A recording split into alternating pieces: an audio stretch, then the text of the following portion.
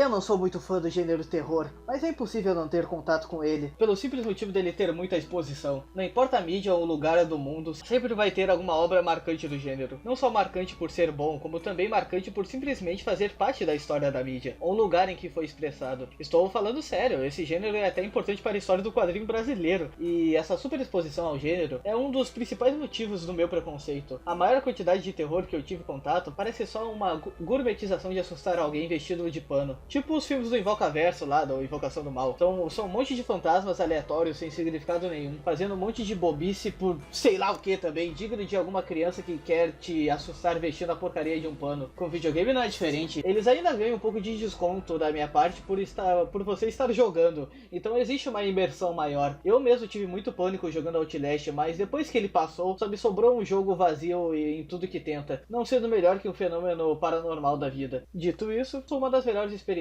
que eu tive com videogame foi com Little Nightmares. Talvez esse jogo seja a prova de que meu preconceito com o gênero não passe disso, um preconceito, e que na verdade o gênero tem muito para me agradar com seu grandiosíssimo potencial. Não estou a fim de colocar isso à prova não. Seja bem-vindo ao segundo episódio do Diário Gamer, um quadro no meu canal onde eu conto minhas experiências recentes com videogame, focando não numa análise, mas sim na minha experiência pessoal, que geralmente é através de um olhar crítico. O amor é sempre melhor que o ódio, gente.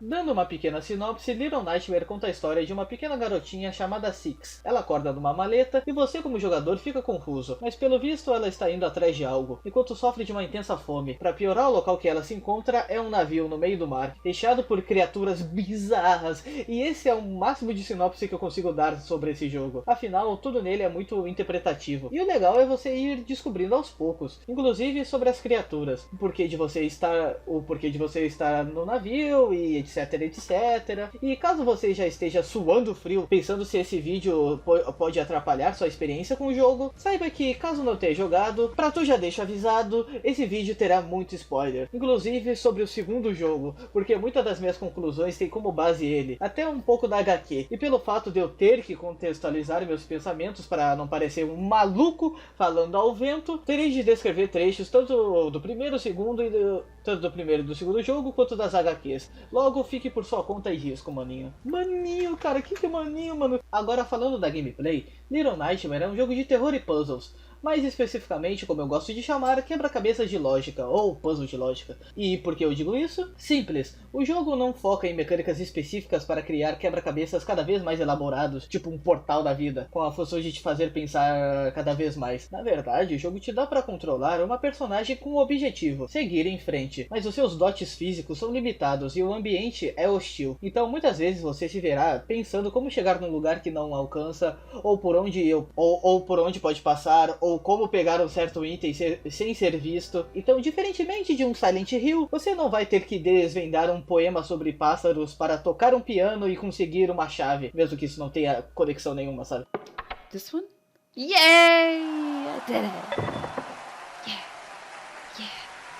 Aliás, esse é outro aspecto que coloca esse jogo como um puzzle de lógica, é que tudo nele faz sentido estar onde está. Sabe aquele comentário feito por espertinhos, tipo, por que no Resident Evil você precisa fazer todo um puzzle para entrar no laboratório? Imagina um cientista que trabalha lá ter que fazer isso todo dia. E se já tinha alguém no laboratório, como os puzzles não estavam resolvidos? Esse tipo de coisa com certeza não acontece aqui. Por exemplo, a cerca elétrica que te prende num puzzle está ali porque as crianças dessa creche não podem sair dessa creche. Isso até já constrói a narrativa, porque não é tipo uma porta trancada para elas não escaparem, é uma cerca elétrica para elas morrerem se tentarem passar. Esse aspecto aí de narrativa e de cenário é muito importante no jogo, mas eu irei voltar nele depois, vamos com calma. Voltando ao que eu estava falando, um lugar alto onde você é obrigado a mover algum objeto para alcançar, é assim porque o lugar foi feito para alguém bem maior que a Six. Dito tudo isso, o jogo te coloca em cenários, te deixando totalmente livre para explorar. Não tem parede invisível ou nada que te impeça recompensa de fazer qualquer coisa. Você é livre para ir em cada cantinho do jogo, mas isso não quer dizer que você vá conseguir prosseguir. Você tenta arrastar um objeto, mas não tem força. Tenta chegar num canto lá no alto que você não deveria, mas você consegue por esforço e percebe que não tem nada adiante. Então o seu trabalho é fazer um pensamento lógico através da dedução para saber o que você pode ou não fazer para sair do cenário onde se encontra. E sendo essa característica uma das razões desse jogo ser tão imersivo. Ser capaz de se mover em cada cantinho faz esse mundo realmente parecer real. Tanto que eu realmente me senti como a Six se esforçando para se locomover nesse lugar hostil. Sempre pensando numa nova forma de pular numa plataforma e com o tempo seus movimentos ficaram muito naturais para mim, se tornando uma extensão tão grande do meu corpo que todos os erros idiotas que acarretaram na minha morte eram culpa da minha ansiedade e medo, não dos controles. Inclusive uma dessas vezes foi muito marcante. Porra, Maísa! Jura? Foi num trecho onde você passa por uma biblioteca, se escondendo do zelador, esse bichão aí, para assim pegar uma válvula, colocar no lugar da outra quebrada, podendo finalmente gerar o dispositivo que faz o piano subir. Piano este que servirá como plataforma para Six. Mas fazer tal proeza é difícil. É necessário ligar uma TV que deixa o zelador muito distraído, lá no final da biblioteca onde você consegue a válvula. Dessa forma, é possível voltar por toda a biblioteca sorrateiramente, porém, para seu infortúnio, a alavanca é antiga, velha, enferrujada. Logo no momento que você começa a girar, o mecanismo faz uma barulheira dos infernos e dá pra ouvir o rugido do zelador. E depois seus passos furiosos correndo em sua direção, mas não dá pra ver o quão perto ele está. A alavanca é devagar, a música está estourada e puta que pariu, situação maldita. Pra piorar, os controles do jogo são limitados pela fragilidade da Six. Muitas vezes você tem que ir no limite do limite para passar do lugar. Afinal, ela é lenta e pula abaixo. Motivo este que me fez morrer várias vezes nesse trecho. Por medo do zelador me pegar, eu realmente não conseguia ter a frieza necessária, então acabava me jogando antes do devido tempo. Esse trecho com certeza faz parte do meu top 10 momentos mais desesperadores que tive com videogames. Pois mesmo morrendo umas 5 vezes, as 5 eu ficava com extremo medo e pânico. Ainda mais porque o maldito controle do PS4 se treme todo enquanto o zelador vem. Eu ficava calmo, eu respirava fundo, eu falava, agora vai. Mas de repente... E aí a música voltava, os passos do controle, meu Deus, que agonia. E eu nem sei se eu imitei certo o grito dele, mas eu sei que na minha cabeça era assim, mano. Na minha cabeça era um rugido de viking. Enfim, só não pense que esse jogo é totalmente vazio e que o cenário dele não tem nada, ou que é tipo uma punição se você for muito curioso e explorar cada cantinho, que nem eu falei que você pode. As coisas não são bem assim, porque sempre vai ter um cantinho opcional onde você vai achar o seu cupincha cogumelo para abraçar. Também tem essas estátuas para quebrar ou lanterna para acender. Não sei o que acontece se você achar todas as lanternas, ou quebrar todas as estátuas, ou pegar todos os cupinchas cogumelos. Eu não fiz nada disso, mas é um toque especial que deixa a gameplay mais tensa do que é. Afinal, esse não é um jogo tranquilo de navegar pelo cenário. Sempre tem alguém na espreita, e para piorar tem estátuas como essa. Quando eu vi essa estátua eu suspirei bem forte. Pois mesmo não tendo como fazer 100% mais, afinal eu perdi algumas estátuas justamente por não querer fazer 100%, mesmo assim eu tinha que ir pegar. O jogo estava me desafiando, o que mais eu poderia fazer? Agora, o último motivo que eu consigo imaginar para você querer explorar os cenários de Little Nightmare é achar alguma pista para tentar entender o que está acontecendo. Afinal, esse jogo não tem diálogo, tudo é contado visualmente, o que é muito foda.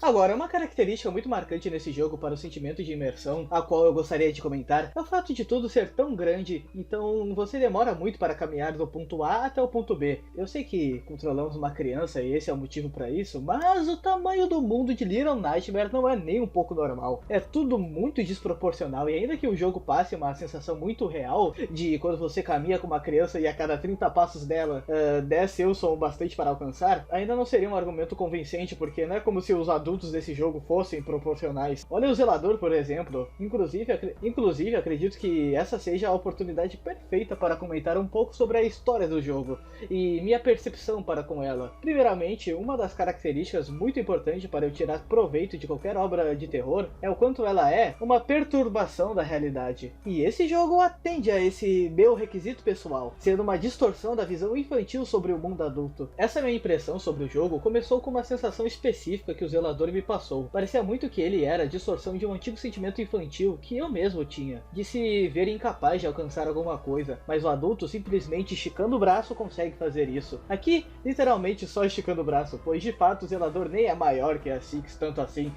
tirando os braços. E muitas cenas onde o jogo tenta construir uma aflição para com o zelador, é sobre ele esticando o braço num lugar que você escalou, ele não consegue ver, aí ele começa a tatear o que tem lá em cima. Muito parecido com o que meu pai fazia para pegar algo no alto do meu armário. E eu acredito que é exatamente sobre isso a aflição construída. O que é muito eficaz, porque para você conseguir sentir um grande sentimento sobre alguma obra de ficção, você precisa identificar o humano. Exatamente por esse motivo o zelador me marcou tanto, porque eu me identifiquei muito com essa distorção de algo tão casual, quanto a diferença de tamanho. Eu não conseguia alcançar o controle da TV quando ela ficava numa prateleira mais alta, mas o meu pai sim. E se ele usasse essa diferença de alcance para me machucar? Então essa sensação de aflição que o zelador me causou vem da distorção de uma ideia. Uma distorção que podemos até colocar para aquilo que comentei de a cada 30 passos da criança, 10 de um adulto é o bastante para alcançá-la. E na vida real isso é engraçadinho, mas imagina você sendo uma criança e usarem isso para te fazer mal. Meio pesado, né?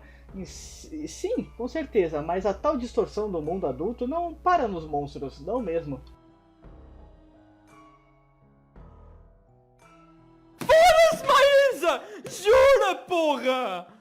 Através da HQ de Little Nightmare, eu descobri que em seu mundo existem algumas entidades principais que controlam certos territórios, e uma dessas entidades é justamente aquela que controla o navio The Mal, The Lady. E através de um dos finais de Little Nightmare 2, podemos ver que a Six decide ir até o The Mal, depois de uma versão sua das trevas pedir isso. E voltando às HQs, uma outra entidade leva a Six para o The Mal, e eu já sabia de todos esses detalhes quando eu fui jogar o jogo. Então, enquanto eu jogava, não passava na minha cabeça que a Six estava tentando escapar do local. Para mim, essa foi uma jornada de uma criança faminta sendo oprimida pelo pecado dos outros para no final ela se tornar a opressora. Com isso eu não quero expressar uma grande mensagem de o oprimido torna-se o opressor. Não mesmo. Essa é uma obra de terror e para mim boas obras de terror são pessimistas e mostram o pior da nossa realidade. Então, juntando aquilo que sei sobre sua sequência e puxando aquilo que sei sobre as HQs, para mim esse mundo oprime a criança através do pecado da vida adulta e a única maneira de viver nele é fugindo ou se tornando parte dele. Parte do pecado. Então a história do primeiro jogo não é uma história de superação, mas sim uma história de destruição de valores. Se um dia a Six era uma faminta, só querendo se alimentar do que precisa, hoje ela foi tão consumida pela gula que acaba por comer qualquer coisa de forma cega, até um amigo. E nos finalmente não consigo ver a Six sendo uma menina inocente que queria escapar de um barco. Ela queria estar ali e o jogo inteiro ela estava indo para algum lugar, pois esse é o mundo de Little Nightmares. Ele molda monstros, não importando se o monstro é passivo, que se tornou não por querer, ainda sendo uma vítima, assim como os cogumelinhos.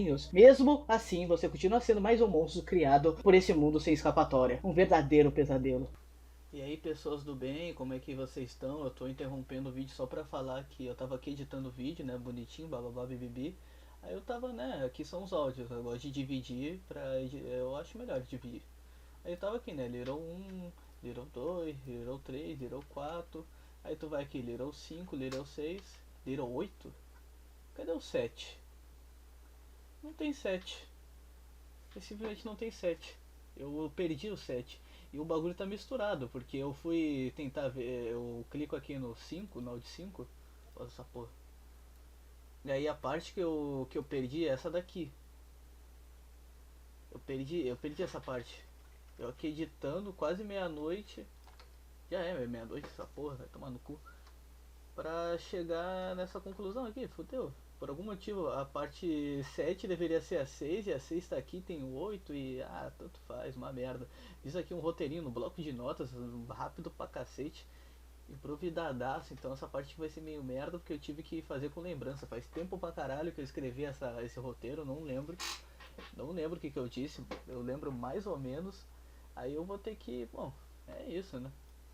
Só pra dar esse aviso aí das tristezas da vida dos bastidores. Portanto, eu comecei o jogo com a Six indo atrás de algo e terminei com ela indo atrás de algo ainda. Pois querendo sair desse jogo de presa e predador, ela acabou não percebendo que de forma natural o mundo se retroalimentou, se atualizando. Pois aqueles que estão no topo manipulando o adulto através do pecado precisam ser firmes e frios, como a Six é.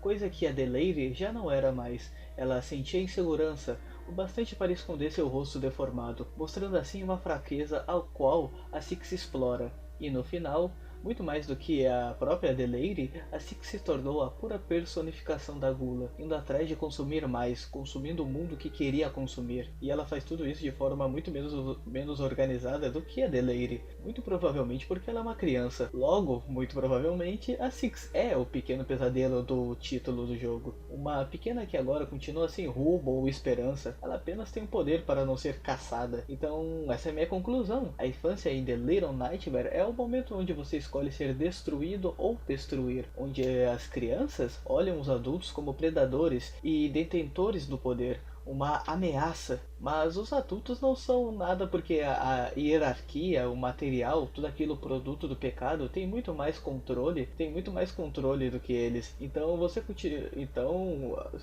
mesmo os adultos continuam sendo reféns de uma vontade maior que nem deveria, mas agora é sinônimo de vida nesse pesadelo, como a porra de um restaurante que foi a sina de quem o fez.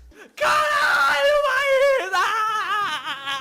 Meu Deus, Maísa! Para terminar esse vídeo, gostaria de falar da apresentação do jogo, a parte gráfica, digamos assim, aquilo que emenda todos os aspectos comentados por mim, dando o tempero que faz esse jogo ser uma obra-prima, pois tudo aqui é tão bonito de se ver que até meu pai ficou intrigado, sendo que ele só se interessa pelo jogo ao qual eu jogo se ele for de tiro ou realista. Sem brincadeira, meu pai nunca curtiu jogos com qualquer tipo de poderzinho ou fantasia, ou qualquer coisa fora da realidade mesmo. Mas quando ele me viu na fase do restaurante, me perguntou com um sorriso no rosto se eu estava controlando o gordão. E quando eu apontei para o canto inferior esquerdo da tela, onde eu estava escondido num canto escuro, ele ficou apaixonado pelo jogo e achou muito da hora. Muito provavelmente porque o jogo parece uma animação e ele curte. Inclusive, aí está uma das qualidades do jogo. Ele genuinamente parece uma animação de terror. Eu imagino facilmente uma adaptação por stop motion de Little Nightmare. Mas o primeiro jogo continua sendo um jogo bem indie na parte gráfica. Com isso eu quero dizer que ele é limitado, sabe? Ele é muito escuro para esconder a falta de detalhes, a movimentação dos inimigos é bem dura. E claro que esses aspectos são pouco visíveis quando você joga o primeiro jogo, principalmente sobre a movimentação dos monstros, afinal são monstros. Óbvio que eles vão se mover estranho, você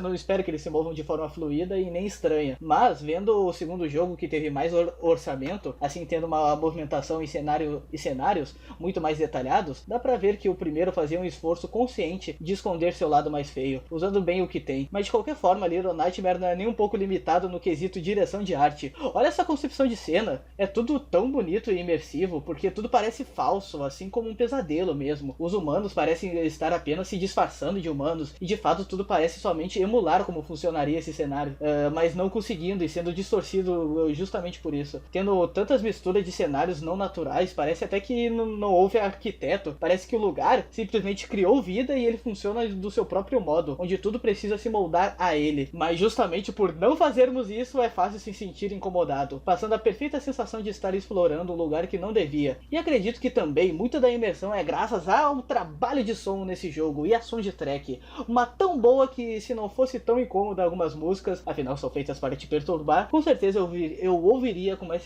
frequência. Caralho, me atrapalhei um pouco no final. Enfim, esse foi o vídeo, espero que tenham gostado. Caso tenham, deixe seu like, inscreva-se se possível. Falou!